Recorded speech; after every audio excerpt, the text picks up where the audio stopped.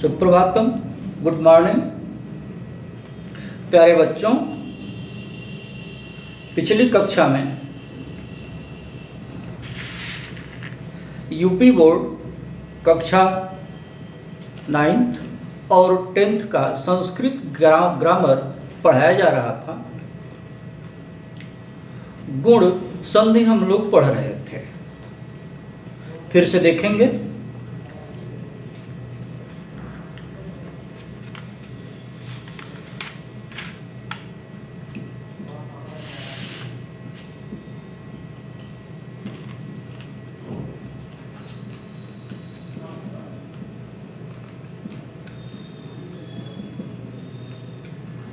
आद गुण,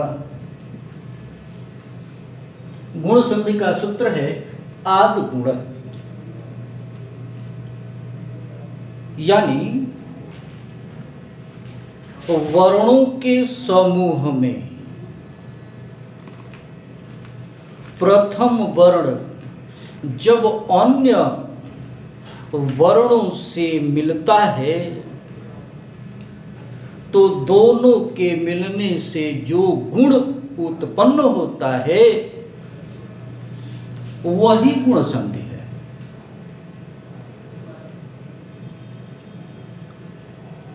कल हमने बताया था अ, ई, उ ये मूल स्वर है। सूत्र के अनुसार आद गुण मूल स्वरों में यदि प्रथम वाला स्वर अन्य स्वरों से मिलता है तो क्रमशः अ ई से मिलता है तो ए, अ उ से मिलता है तो ओ बनता है। मूल स्वरों के आपस में मिलने पर गुण उत्पन्न हुआ और ए ओ ये स्वर निकल करके आए। इस प्रकार ये ए और ओ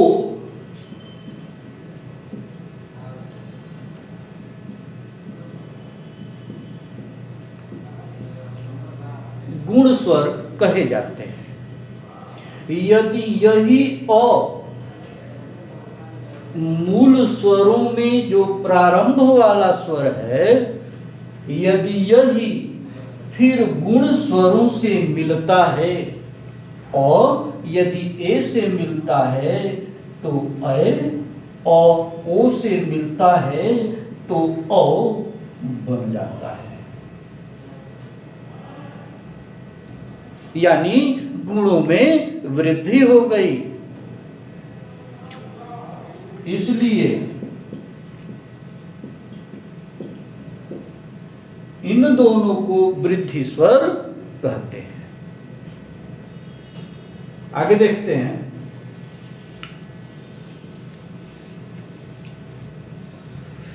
परिभाषा है यदि अ अथवा आ के बाद गुण संधि की परिभाषा है यदि अ अथवा आ के बाद ई, उ, री और ली आते हैं। यदि प्रथम शब्द का अंतिम वर्ण अ अथवा आ है और उसके बाद क्रमशः ये वर्ण आते हैं तो दोनों ही मिलकर ए, ओ और अल बनाते हैं। फिर से परिभाषा, यदि अ अथवा आ के बाद ई उ रील री आते हैं तो क्रमशः ए ओ और अल हो जाता है। उदाहरण स्वरूप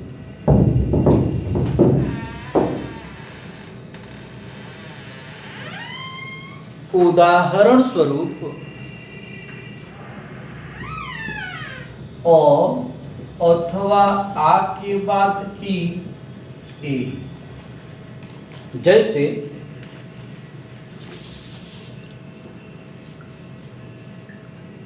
देव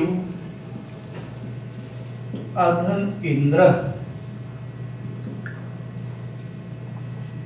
हम पहले से ही जानते हैं कि सभी व्यंजन वर्ण आधे होते हैं, स्वरों के मिलने से ही वह पूरे होते हैं। अंतिम वर्ण शब्दों का उच्चारण करते समय अंतिम ध्वनि व्यंजन में मिले हुए स्वर की ही होती है।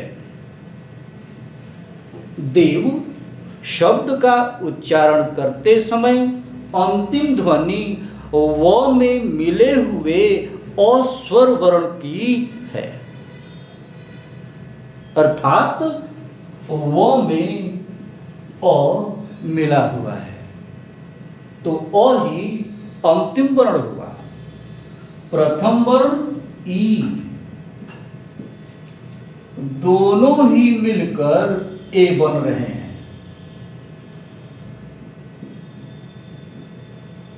वो आधा,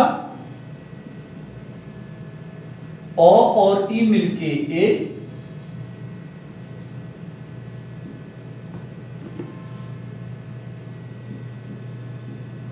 देवेंद्र।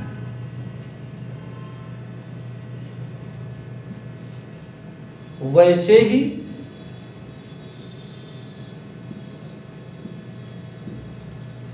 महा अघन ईश्वर।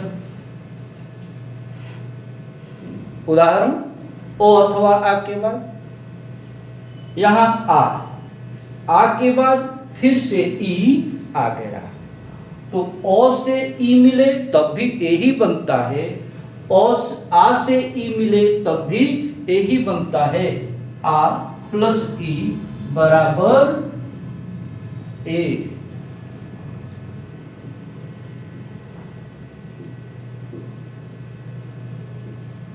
महेश। इसको ऐसे भी समझ सकते हैं, प्रथम शब्द का अंतिम वर्ण आ, स्वर के निकलने से फ आधा हो गया आ। दूसरे शब्द का प्रथम वर्ण ई कहता है, ओ अथवा आ के बाद यदि ई आता है तो ए बनता है। यहां आ के बाद ई आ गया, बन गया ए।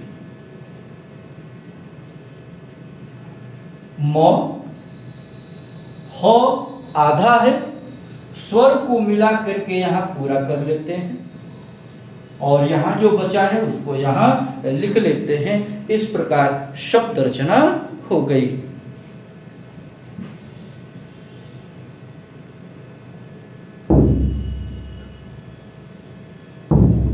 अब अ अथवा आ के बाद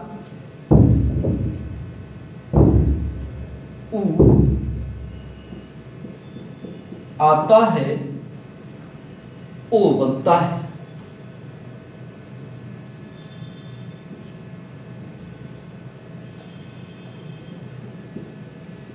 नर प्लस उत्तम, र व्यंजन वर्ण पूर्णता के साथ यहां है,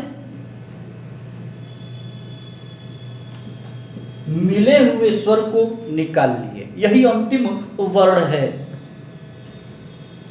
प्रथम वर्ण उ, दोनों मिलके ओ। 9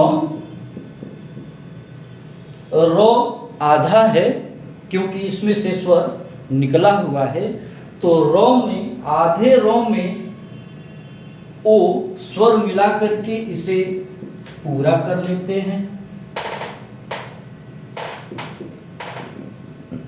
नरोत्तम।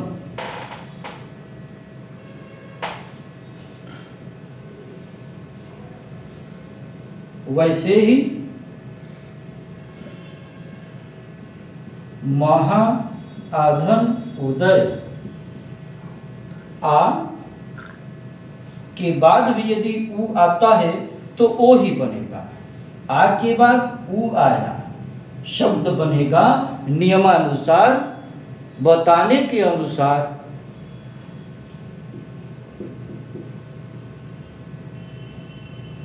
महोदय। वैसे ही ओ अथवा आ के बाद यदि री आता है तो बनेगा अर।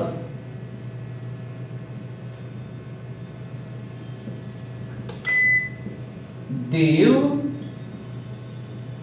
धन ऋषि। प्रथम शब्द का अंतिम वर्ण और पहले ही समझाया जा चुका है कि सभी व्यंजन वर्ण स्वरों के मिलने से बने हुए हैं। स्वर को निकाल देने से व्यंजन वर्ण आधे हो जाते हैं। स्वर निकाल दिया गया, व्यंजन वर्ण आधा हो गया।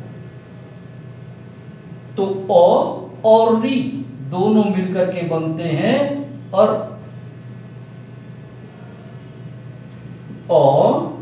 अ प्लस री बराबर और।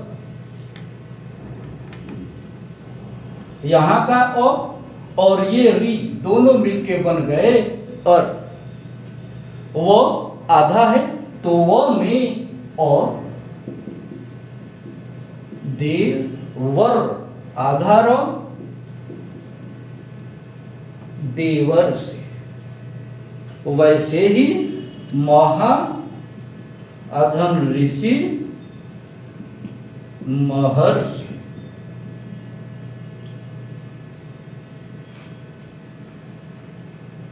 ध्यान से इसे सुने और नए नए शब्दों की रचना करने का प्रयत्न करें।